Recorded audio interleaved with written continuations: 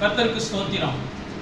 நான் உங்களை அறியேன் என்று கர்த்தர் சொல்லுகிற 3 காரியங்களை குறித்து பார்க்கலாம். மத்தேயு 7ஆம் அதிகாரம் 21 முதல் 23 வரை உள்ள வசனங்களில் கர்த்தருடைய வசனத்திற்கு கீழ்ப்படியாதவர்களை பார்த்து இறுதி நாளில் நான் உங்களை அறியேன் என்று கர்த்தர் சொல்லுவார் என்று வாசிக்கிறோம்.